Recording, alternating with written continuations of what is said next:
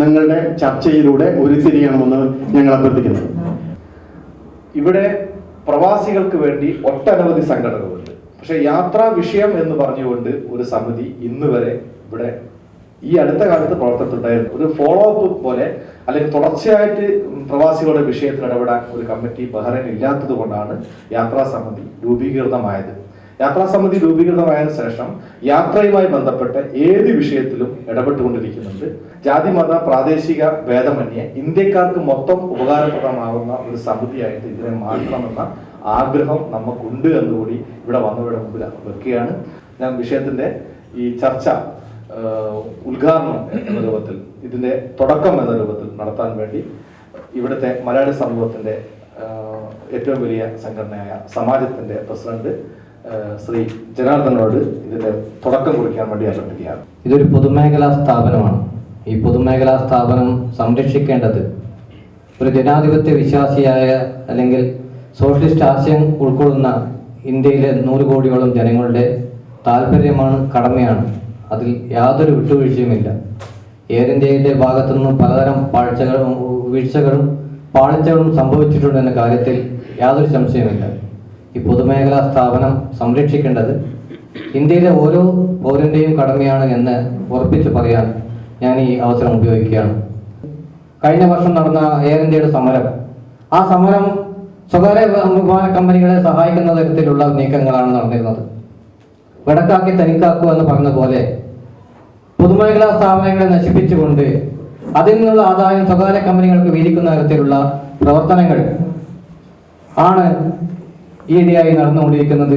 അതിൻ്റെ വളരെയധികം വലിയ ഉദാഹരണമാണ് ഈ എയർ ഇന്ത്യ പോലുള്ള മഹത്തായ സ്ഥാപനങ്ങൾ അല്ലെങ്കിൽ പൊതുമേഖലാ സ്ഥാപനങ്ങൾ നശിപ്പിക്കാനുള്ള ഗൂഢശ്രമങ്ങൾ.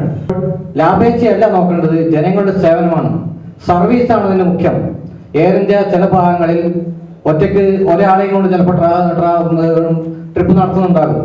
അതിൻ്റെ നഷ്ടം അവർ പരിഹരിക്കുന്നത് ഗൾഫ് മേഖലയിൽ നിന്നുള്ള ലാഭങ്ങളിലും അതുപോലെ അതിൽ പല നേരത്തെ സൂചിപ്പിച്ച പോലെ തന്നെ വെള്ളാനകളുടെ കാര്യങ്ങളൊക്കെ പിന്നെ അവിടുത്തെ ഉദ്യോഗസ്ഥന്മാരുടെ ചില വീഴ്ചകളും അല്ലെങ്കിൽ കെടുകാര്യസ്ഥതകൾ കൊണ്ടും പലതരം തകരാറുകൾ അതിൻ്റെ പിന്നെ സർവീസ് മേഖലകളിൽ സംഭവിച്ചിട്ടുണ്ട്.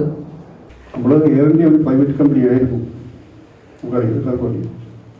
അതിനെ നാഷണലൈസ് ചെയ്ത് 1956-57 കാലഘട്ടത്തിൽ ടാറ്റ എയർലൈൻസ് പറയുന്ന സ്ഥാപനത്തെ നമ്മൾ നാഷണലൈസ് ചെയ്ത്.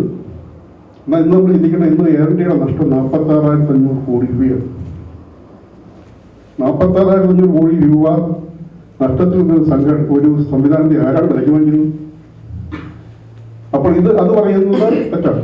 എന്നാൽ 2000 നടക്കുന്ന കാലഘട്ടത്തിൽ അന്നത്തെ ഇന്ത്യൻ ഗവൺമെന്റ് ഇതിനെ പ്രൈവറ്റ്വൽക്കരിക്കുവാനും 2 കമ്പനികൾ അതിന്റെ ബിഡ് സമർപ്പിക്കുകയുണ്ടായി. ഒന്ന് ഹിന്ദുജയും ഒന്ന് സിംഗപ്പൂർ എയർലൈൻസ്.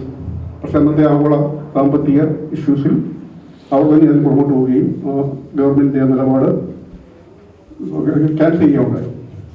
എന്നാൽ ഇപ്പോൾ നമ്മൾ എയർ ഇന്ത്യ എന്ന് പറയുന്ന സംവിധാനത്തെ പുനഃസൃഷ്ടിക്കുവാൻ വേണ്ടി അല്ലെങ്കിൽ വീണ്ടും പിന്നെ പൊതുമേഖലയെ തന്നെ നിലനിർത്തുവാൻ വേണ്ടി ഇപ്പോഴത്തെ ഗവൺമെന്റ് 30,000 കോടി രൂപയാണ് മുഖം കൊടുക്കുവാൻ വേണ്ടി വീണ്ടും എയർ ഇന്ത്യയെ പുനരുദ്ധരിപ്പിക്കാൻ വേണ്ടി കൊടുക്കുവാൻ വേണ്ടി തീരുമാനിച്ചത്. നമുക്കെല്ലാം അറിയാം, കഴിഞ്ഞ വർഷം ഗവൺമെന്റിന്റെ പ്രഖ്യാപിത നയമാണ്. അടുത്ത 9 വർഷത്തിനുള്ളിൽ 30,000 കോടി രൂപ കൊടുക്കുന്നുണ്ട്. 4,000 കോടി രൂപ കഴിഞ്ഞ ബഡ്ജറ്റിൽ തന്നെ നമ്മുടെ ഗവൺമെന്റ് ഉൾപ്പെടുത്തി. പക്ഷേ ഈ 30,000 കോടി രൂപയും കൊടുത്തതിന് ശേഷം ഈ എയർ ഇന്ത്യ എന്ന് പറയുന്ന ഈ സ്ഥാപനം നമ്മുടെ ദേശാഭിമാനത്തിന്റെ അല്ലെങ്കിൽ ദേശീയതയുടെ പ്രതീകമായ എയർ ഇന്ത്യയെ ഈ വീണ്ടും 30,000 രൂപ നമ്മുടെയൊക്കെ നികുതി മുടക്കൊണ്ടാണ് എയർ ഇന്ത്യ എന്നത്. 46,000 കോടി എന്ന് പറയുമ്പോൾ ഒരു പൗരന് ഏകദേശം 465 രൂപ ലൈബിലിറ്റിയാണ്, അല്ലെ 500 രൂപ അടുത്ത് ലൈബിലിറ്റിയാണ്. വീണ്ടും ഇങ്ങനെ വീണ്ടും വീണ്ടും വീണ്ടും നമ്മൾ ഈ പണം കൊടുത്ത് ഒരു പൊതുമേഖല സ്ഥാപനത്തിൽ നിർത്തേണ്ടത് നമ്മുടെ ഇന്ത്യൻ പ്രസിഡന്റ് പറയുന്നതിലൂടെ ഇന്ത്യ എന്ന് പറയുന്നത് ചാരിറ്റി ഇൻസ്റ്റിറ്റ്യൂഷനാണ്, ഒരു ചാരിറ്റി ഓർഗനൈസേഷനാണ്. എങ്ങനെ ഒരു രാജ്യത്തെ നിലനിൽക്കുന്നു? അപ്പോൾ നമ്മുടെ അതുകൊണ്ടാണ് ഇപ്പോൾ നമ്മൾ ഇവിടുത്തെ ചർച്ചയിൽ പറഞ്ഞിട്ടുള്ള എയർ ഇന്ത്യയെ എങ്ങനെ സംരക്ഷിക്കാം, നമ്മുടെ എയർ ഇന്ത്യയെ നമുക്കെങ്ങനെ സംരക്ഷിക്കാമെന്നുള്ള ആ ചോദ്യം പ്രവാസ ലോകത്ത് മാത്രമല്ല, ഇന്ത്യയുടെ സാമ്പത്തിക രംഗത്തും രാഷ്ട്രീയ രംഗത്തും ഒക്കെ ചിന്തിക്കുമ്പോഴാണ് ഇതിൻ്റെ പ്രൈവറ്റ്വൽക്കരണം അല്ലെങ്കിൽ മറ്റു രീതിയിലേക്ക് ജനങ്ങൾ അല്ലെങ്കിൽ ആളുകൾ ചിന്തിച്ചു തുടങ്ങുന്നത്. പക്ഷേ ഗവൺമെന്റിന്റെ നിലപാട് അതല്ല എന്നുള്ളതാണ് ഈ 30,000 കോടി രൂപ മുകളിലൂടെ പോകാൻ UPA ഗവൺമെൻറ് തീരുമാനിച്ചിരിക്കുന്നു എന്നുള്ളതിൻ്റെ എയർ ഇന്ത്യ എന്ന് പറയുന്നത് നമ്മുടെ ഒരു പ്രസ്ഥാനമാണ്. പ്രവാസികളായ നമുക്ക് ദോഷം വരാതെയും എയർ ഇന്ത്യക്ക് ദോഷം വരാതെയും ഇല മുള്ളിന് വീണാലും മുള്ളിലയ്ക്ക് വീണാലും കേട് വരുന്നത് ഇലയ്ക്ക് തന്നെയാണ്. അപ്പം മുള്ളിനും ഇലയ്ക്കും കേട് വരാത്ത രൂപത്തിൽ ഇതെങ്ങനെ പരിഹരിക്കണം എന്നുള്ളതിനെക്കുറിച്ചാണ് നമ്മൾ ചിന്തിക്കേണ്ടത്. പിന്നെ ഇങ്ങനെയുള്ള പ്രസ്ഥാനത്തിൻ്റെയൊക്കെ ഇടപെടലുകൊണ്ട് കൊണ്ട് തന്നെയാണ് കൂടുതൽ ദോഷം വരാത്ത രൂപത്തിലേക്കെങ്കിലും പ്രശ്നങ്ങൾ മുന്നോട്ട് പോകുന്നത്. ഇപ്പോൾ കഴിഞ്ഞ പ്രാവശ്യം എയർ ഇന്ത്യ ഈ ലഗേജിൻ്റെ കുറച്ച് കഴിഞ്ഞല്ലോ. അത് കുറച്ചപ്പോഴും വീണ്ടും അത് കൂട്ടാനും പഴയ സ്ഥിതിയിലേക്ക് കൊണ്ടുവരാൻ കഴിഞ്ഞത് നമ്മുടെ ഇതുപോലുള്ള പ്രസ്ഥാനങ്ങളുടെ പ്രവർത്തനത്തിൻ്റെ ഇടപെടലിൻ്റെയും ഫലമായിട്ടാണ്. അതുകൊണ്ട് ഇങ്ങനെയുള്ള പ്രസ്ഥാനങ്ങൾ കുറച്ചുകൂടി ശക്തിയായി മുന്നോട്ട് പോകണം. ഏറ്റവും കൂടുതൽ അനുഭവിക്കുന്ന ലഗേജിൻ്റെ കാര്യത്തിൽ കോഴിക്കോട് എത്തിയാൽ മിനിമം 3 മണിക്കൂർ എടുക്കണം ലഗേജ് കിട്ടുന്നെങ്കിൽ. കോഴിക്കോട് മാത്രമാണ്, കൊച്ചിയിലോ ഡൽഹി, ബാംഗ്ലൂർ, മംഗളൂരു എവിടെ പോയാലും അതിന് എന്താ കാരണമില്ല. അതും നമ്മളൊന്ന് സംസാരിക്കേണ്ട കാര്യമാണ്. 3 മണിക്കൂർ കൂടുതൽ. പിന്നെ ഇപ്പം ടിക്കറ്റിൻ്റെയോ മറ്റൊന്ന് പറയുകയാണെങ്കിലും എയർ ഇന്ത്യയെ കുറിച്ച് പറഞ്ഞ പോലെ ഞാനും അധികം എയർ ഇന്ത്യയിൽ തന്നെ ട്രാവൽ ചെയ്യാറ്. ചിലപ്പോൾ നല്ല പലപ്പോഴും മറ്റ് ടിക്കറ്റിനേക്കാൾ കൂടുതൽ 1, 2, 5, 10 ദിനാറ് എയർ ഇന്ത്യക്ക് ഞാൻ കണ്ടിട്ട് എയർ ഇന്ത്യ എക്സ്പ്രസ്സിന് എയർ ഇന്ത്യ എക്സ്പ്രസ് ഞാൻ ഉപയോഗിക്കാറ്. ഇവിടുന്ന് എയർ ഇന്ത്യ എക്സ്പ്രസ് അല്ല, മെനിഞ്ഞാന്ന് എൻ്റെ ഒരു സ്റ്റാഫ് കൊച്ചിയിൽ നിന്ന് വന്നിട്ട് ഗൾഫ് എയറിനേക്കാൾ കൂടുതലായിരുന്നു എയർ ഇന്ത്യയുടെ ടിക്കറ്റിന്. എന്താണ് കാരണം എന്നറിയില്ല.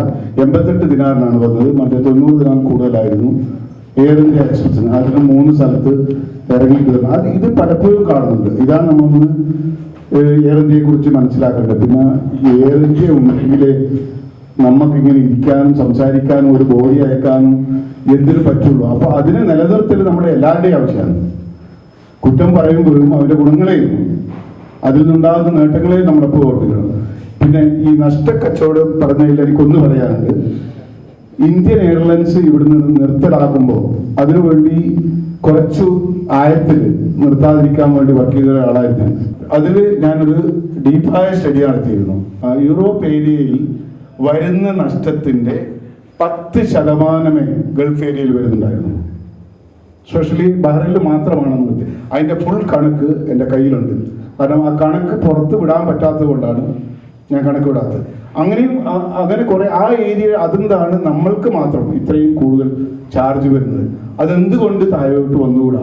എല്ലാ സാധാരണക്കാരനും പോകുന്ന ഈ എയർലൈൻസ് ഇവിടുന്ന് ഏറ്റവും കൂടുതൽ നമ്മൾ ഒരു അറബി എന്നോട് പറയുണ്ടായി, ലോകത്തിൽ ഡിസ്റ്റൻസ് വെച്ചിട്ട് ഏറ്റവും കൂടുതൽ ചാർജ് ചെയ്യുന്നത് ഇന്ത്യയിലേക്കാണ്. അത് കേരളത്തിലാണ് ഏറ്റവും കൂടുതൽ ഉണ്ടാവുന്നത്. UAE എക്സ്ചേഞ്ച് വിഷൻ അറേബ്യയുടെ ഇന്നത്തെ അധ്യായം ഇവിടെ പൂർണ്ണമാകുന്നു. ഈ പ്രോഗ്രാമിനെ കുറിച്ചുള്ള നിങ്ങളുടെ വിലയേറിയ അഭിപ്രായങ്ങളും നിർദ്ദേശങ്ങളും ഞങ്ങളെ എഴുതി അറിയിക്കുക. ഞങ്ങളുടെ ഇമെയിൽ അഡ്രസ് jhind.bh@gmail.com. കൂടുതൽ വാർത്താവിശേഷങ്ങളുമായി നമുക്ക് അടുത്ത ആഴ്ച ഇതേ ദിവസം ഇതേ സമയം വീണ്ടും കാണാം. അതുവരേക്കും ജയ് ഹിന്ദ്.